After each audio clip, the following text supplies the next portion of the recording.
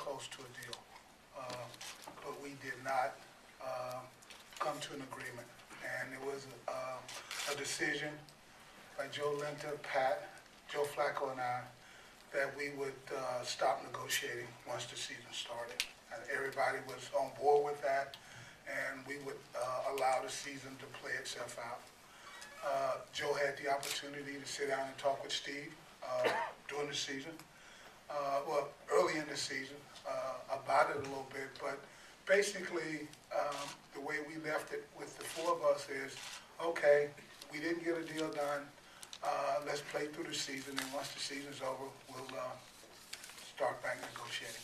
Now, I will add, when I spoke with Joe, it was August, I think we might have been in the preseason already, because they had shut down negotiations, and all I wanted to do was make sure that he was comfortable with that and that it wouldn't be a distraction, and he assured me that it wouldn't, and so I said, we'll leave it.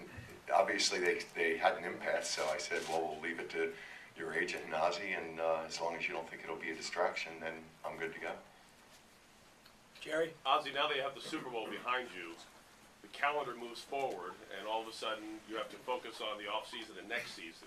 How important is it to create organizational priorities quickly moving forward? Well, it's very important.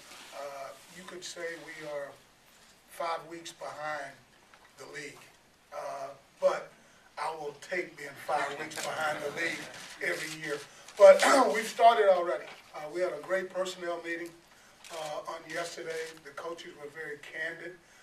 We must have talked between 70 and 75 players on yesterday. So that laid the foundation. Pat and I have been meeting all morning. We'll meet this afternoon, and we're preparing ourselves to go down to Florida this weekend, to where we will sit down, Dick, John, Pat, Eric, Steve, and I will sit down, and we will talk through all the scenarios, just as we did in the past 2 or 3 years, and then we fast forward.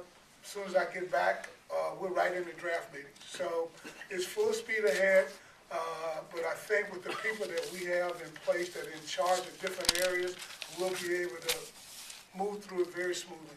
By the way, thank you for letting me have off for the parade on Tuesday. That was very kind of you. After yesterday, we went right back into those meetings, about 8 hours worth, and I drove home last night thinking, he is a tough boss, man. Give me 1 day to enjoy this. Aaron? Congratulations on the work. You talked about all the decisions you have to make. Do you feel like, from a salary cap standpoint, regardless of what happens with Joe, whether he's franchised or you sign him, do you feel like you'll be able to retain some of your players? Or are you kind of prepared that you're going to lose a lot of free agents because of the realities of the cap?